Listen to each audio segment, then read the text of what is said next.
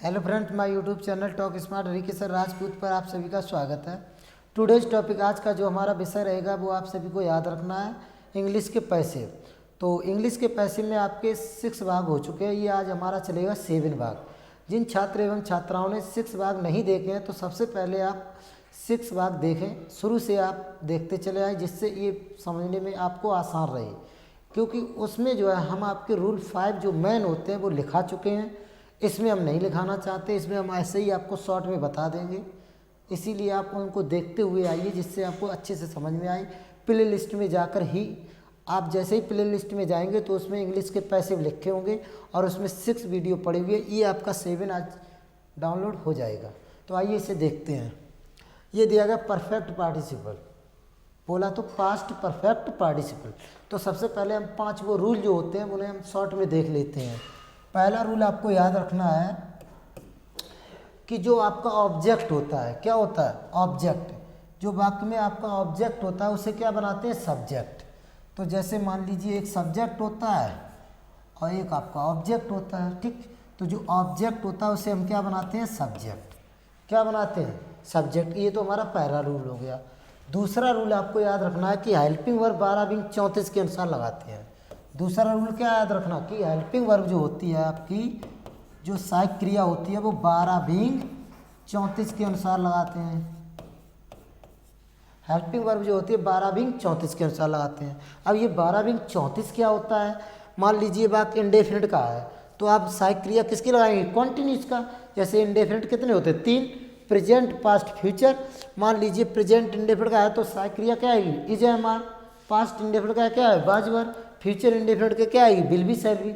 अब वो ये कह रहा है अगर बात कॉन्टिन्यूस का है तो हेल्पिंग वर्ब यही रहेगी is am are was were, लेकिन क्या जोड़ देंगे बीइंग, ठीक। जैसे मान लीजिए प्रेजेंट इंडेफिनिट है तो इज एम आर ही रहेगा लेकिन बीइंग जोड़ देंगे। पास्ट का है तो वाज वर ही रहेगा बीइंग जोड़ देंगे। फ्यूचर का है तो उसकी पैसिव बनती नहीं है।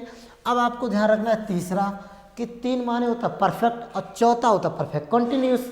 अगर मान लीजिए परफेक्ट को वाक्य प्रेजेंट परफेक्ट है जब होती है तो वहाँ से क्या ले लेंगे हैज बीन हैव बीन। ऐसे ही पास्ट परफेक्ट होता है तो हैड बीन ले लेंगे। फ्यूचर परफेक्ट होता है will have been shall have been ले लेंगे। और ये लास्ट वाले 3 की पैसिव बनती नहीं है। तो 12 में हमारे 4 निकल गए, 3 और 1 4, तो इनकी 4 की नहीं मैंने कितने बचे 8। तो इसीलिए हमारे 6 वीडियो पढ़ चुके हैं, ये 7 चल रहा है, ठीक। तो आइए देखते हैं आगे। ये तो हो गया हमारा दूसरा रूल। तीसरा रूल आपको याद रखना है कि हमेशा क्रिया की कोई भी फॉर्म हो, चाहे क्रिया की फर्स्ट फॉर्म हो, चाहे सेकंड फॉर्म हो, चाहे थर्ड फॉर्म हो, चाहे फोर्थ फॉर्म हो, चाहे फिफ्थ फॉर्म हो, वहाँ आपको क्रिया की थर्ड फॉर्म ही लगाना होगा। तो तीसरा रूल ये कह रहा है क्रिया की थर्ड फॉर्म ही लगाएं आप। चौथा रूल ये कह रहा है कि शेष भाग लिख लो। अगर वाक्य में जैसे कर्ता क्रिया कर्म को छोड़कर कहे तो आप शेष भाग कॉम्प्लीमेंट लिख दो। अगर नहीं है तो कोई बात नहीं, और नहीं है तो अगर है तो लिख दो, नहीं है तो कोई बात नहीं। उसके बाद आप क्या लगा दो बाई। और 5वां रूल आपको याद रखना है, जो 5वां रूल है कि जो आपका सब्जेक्ट होता है उसे आप कहाँ लाएंगे ऑब्जेक्ट के स्थान पर। तो ये 5 रूल है मेरे। पहला रूल है कि आपका जो ऑब्जेक्ट उसे आप सब्जेक्ट बनाएंगे। दूसरा रूल हेल्पिंग वर्ब 12-34 के अनुसार लगाएंगे। अगर बात इंडेफिनिट की है तो हेल्पिंग वर्ब कॉन्टिन्यूस की लगाएंगे। कॉन्टिन्यूस का है तो वही रहेगी is am are was were being जोड़ देंगे। परफेक्ट है तो हेल्पिंग वर्ब परफेक्ट कॉन्टिन्यूस की लगाते हैं। क्रिया की हमेशा, तीसरा रूल हम कह रहा है क्रिया की हमेशा थर्ड फॉर्म लगाते हैं। चौथा रूल कह रहा है शेष भाग अगर है तो लिख दो अन्यथा बाई लगा दो। 5वां रूल कह रहा है कि हमेशा क्रिया, 5वां रूल कह रहा है जो सब्जेक्ट है उसे आप ऑब्जेक्ट के स्थान पर ले आते हैं। अब आप देखिए,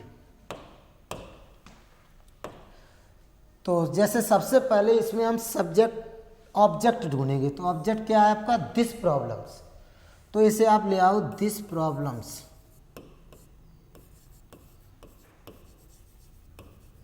ठीक। अब दिस प्रॉब्लम्स आ गया, ये हमारा बहुवचन है। अब इसमें सिंगुलर प्लूरल से मतलब ही नहीं, तो हमें क्या लगाना होगा हैड, और क्या लगाना बीन। अब वो कह रहा है क्रिया की थर्ड फॉर्म। अब ये लिखा हुआ सॉल्व्ड, इसमें क्या होता है क्रिया की थर्ड फॉर्म लगी होती है तो वही हमें लगानी होती है सॉल्व्ड। उसके बाद कह रहा है कॉम्प्लीमेंट भाई शेष भाग, तो शेष भाग इसमें है ही नहीं तो फिर क्या लगा दो बाई। अब वो कह रहा है न्यू ऑब्जेक्ट, जो करता है उसमें आई तो उसे ऑब्जेक्ट बना दो, तो ये हमारा हो गया न्यू ऑब्जेक्ट। अब इसे समझो जी, न्यू ऑब्जेक्ट और न्यू सब्जेक्ट क्या होता है। देखो आई मेरा था सब्जेक्ट, ठीक, और ये था ऑब्जेक्ट। हमने ऑब्जेक्ट को कर्ता के स्थान पर लाई, जबकि कर्ता मेरा क्या था, आई। जब कर्ता आई नहीं आया, उसे हमने ऑब्जेक्ट को सब्जेक्ट बनाया, इसीलिए ये मेरा क्या हो गया, न्यू सब्जेक्ट, ठीक।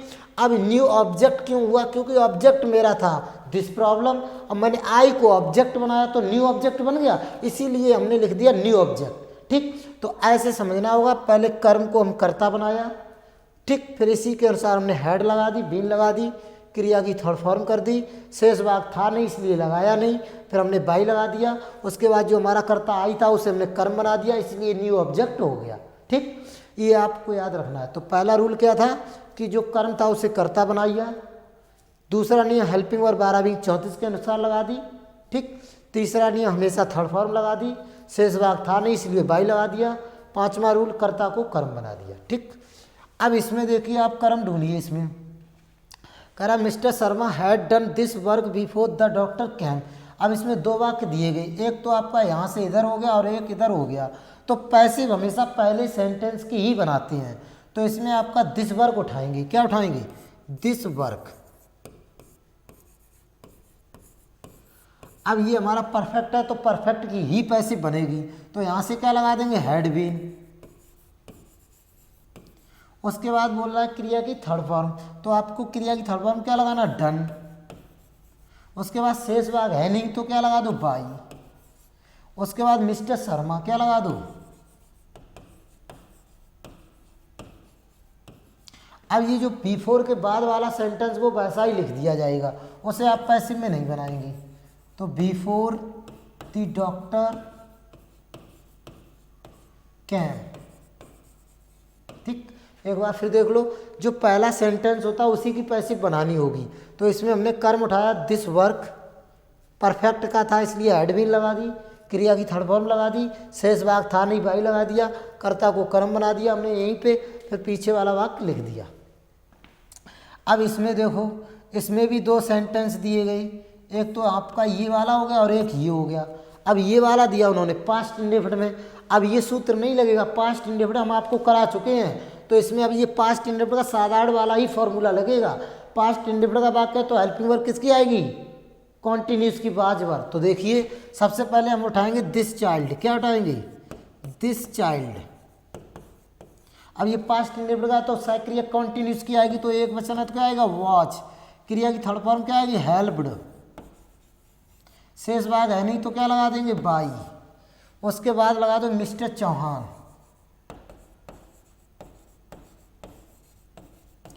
अब लगा दो आप आफ्टर, क्या लगा दो, आफ्टर।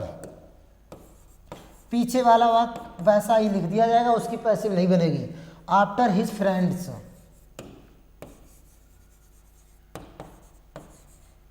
फिर लगा दो हैड गॉन, ठीक। फिर उसमें कोई परिवर्तन नहीं होगा, ये हमारा पैसिव बन गया, वो हैड गॉन ही रहेगा, ठीक। एक बार फिर देख लो, दिस चाइल्ड वाज, क्रिया की थर्ड फॉर्म होगी हैड, फिर हमने बाई लगा दिया, कर्म बना दिया कर्ता को, उसके बाद ये पीछे वाला वैसा ही लिख दिया गया, ठीक। अब रूल नंबर 2 देखिए आप।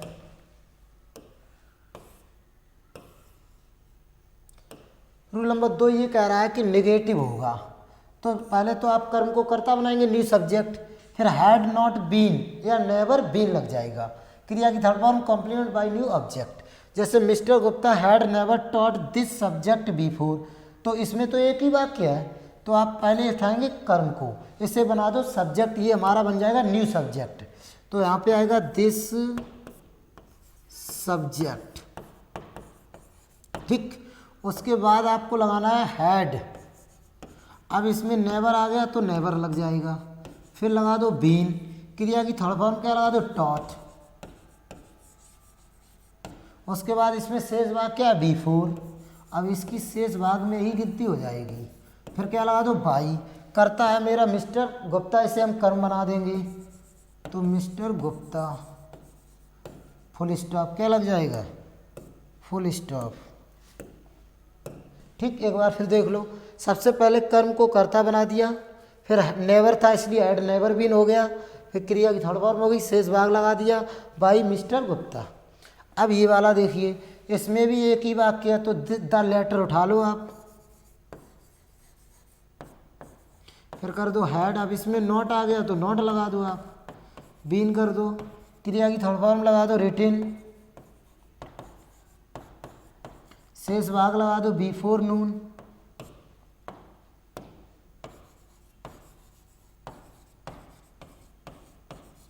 बिफोर नून। उसके बाद आप बाई लगा दो। अब बाई के बाद जो करता आई है उसे कर्म बना दो तो हो जाएगा मी, फुल स्टॉप। एक बार फिर देख लो, ये हमारा कर्म था, इसे हमने लगा दिया कर्ता बना दिया, हैड नॉट बीन कर दिया, क्रिया की थर्ड फॉर्म कर दी, बिफोर शेष भाग लगा दिया, कर्ता और कर्म को बना दिया। जो हमारा कर्ता आई था उसे हमने ऑब्जेक्ट कर्म बना दिया। ठीक, अब आगे देखिए आप,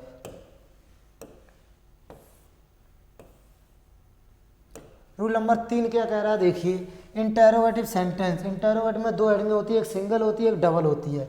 तो सिंगल इंटेरोगेटिव में याद रखना है आपको, सबसे पहले हैड आएगा जब क्या से स्टार्ट होती है, कोई हेल्पिंग वर्ड से स्टार्ट होता है। ठीक, फिर न्यू सब्जेक्ट, अगर नेवर एवर नॉट है तो लगेगा, अन्यथा बीन आ जाएगा। थर्ड फॉर्म शेष भाग बाय न्यू ऑब्जेक्ट, प्रश्नवाचक चिन्ह लगता है। तो सबसे पहले इसमें जो देखो एक वाक्य है दो, तो एक ही वाक्य है। ठीक, तो इसमें आपको कर्म क्या है यू, इसे हम क्या बनाएंगे कर्ता। तो सबसे पहले लगा दो हैड, अब यू को बना दो कर्ता। ठीक, उसके बाद नेवर एवर नॉट है नहीं तो हमें लगाना पड़ेगा बीन, क्रिया की थर्ड फॉर्म लगा दो कॉल्ड, शेष भाग इसमें लगा दो बिफोर, लिविंग, दिल्ली, उसके बाद लगा दो बाई।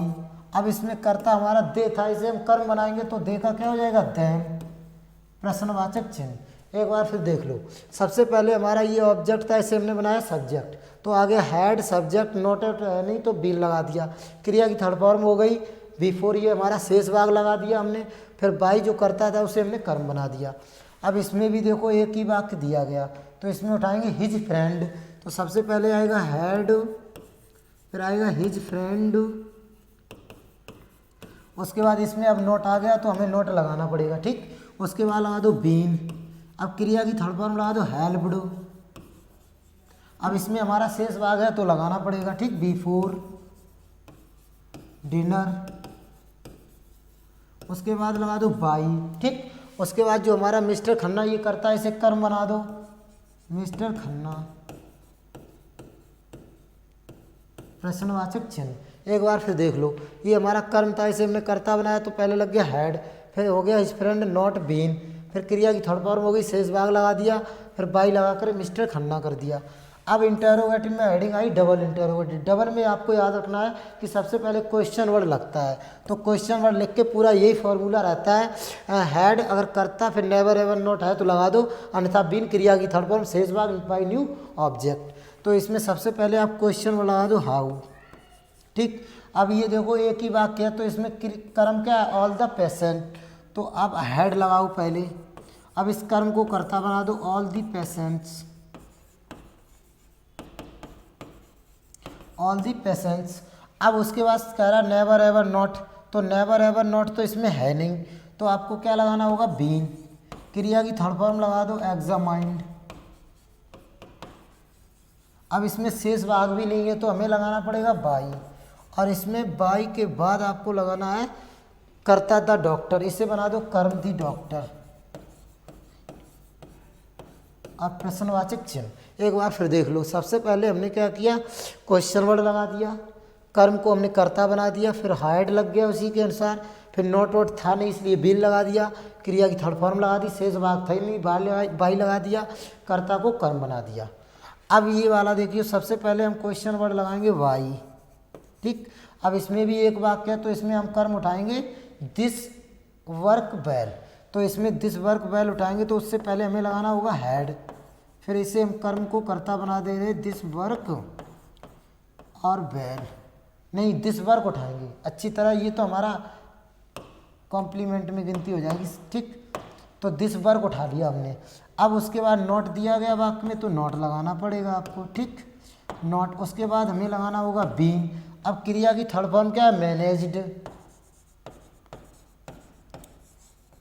ठीक, मैनेज, अब ये हमारा जो वेल था इसे हम शेष भाग में गिनती कर देंगे तो यहाँ पे आ जाएगा वेल। ठीक, उसके बाद हमें शेष भाग के बाद क्या लगाना पड़ेगी बाई, और जो कर्ता द मैनेजर है इसे कर्म बना देंगे, तो यहाँ पे द मैनेजर क्या हो जाएगा कर्म, प्रश्नवाचक चिन्ह। एक बार फिर देख लो, सबसे पहले क्वेश्चन वर्ड, फिर हेड, फिर जो कर्म था उसे हमने कर्ता बना दिया, फिर नॉट था इसलिए लगा दिया, फिर बीन हो गया, क्रिया की थर्ड फॉर्म हो गई, शेष भाग लगाने के बाद ये देखो शेष भाग लग गया, फिर बाई, फिर न्यू ऑब्जेक्ट कर दिया आपका। अब आप आगे देखिए, अब रूल नंबर ये कह रहा है इंटेरोगेटिव में एक सी सेक्शन होता है, अगर वाक्य में हु लगा होता तो हु को बाई हुम कर देते, क्योंकि ये स्वयं करता होता है। जब स्वयं करता होता है तो कर जो क्वेश्चन वर्ड होता है उसे बाई हुम आगे कर दिया जाता है, फिर उसे पीछे नहीं लगाया जाता है, तो बाई हुम कर देते हैं। फिर ऐड, फिर जो उसमें कर्म होता है उसे कर्ता बना देते हैं, और नॉट अगर है तो लगा देते हैं। बीन क्रिया की थर्ड फॉर्म शेष भाग, जैसे हु को कर दो बाई हुम।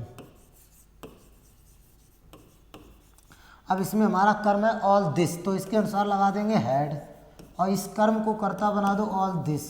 अब वाक्य में नहीं तो है नहीं, नेवर एवर नॉट है नहीं, तो आपको क्या लगाना बीन। बीन के बाद आपको लगाना है क्रिया की थर्ड फॉर्म डन। ठीक, उसके बाद शेष भाग है इसमें तो लगा दीजिए आप, शेष भाग लगा दो बिफोर। अब इसमें बाई नहीं आएगा क्योंकि बाई हमने आगे लगा दिया है ना, तो अब आपको प्रश्नवाचक चिन्ह लगाना है। तो एक बार फिर देख लो, अगर वाक्य में हु होता है तो बाई होम कर देते हैं। ठीक, उसके बाद देखिए जो बाई होम कर दिया, फिर हमने ऐड लगा दिया, जो कर्म था उसे कर्ता बना दिया, फिर बीन लगा दिया, नोट था नहीं इसलिए क्रिया की थर्ड फॉर्म लगा दी, शेष भाग लगा दिया, प्रश्नवाचक चिन्ह। That's all. Thanks all watching so much.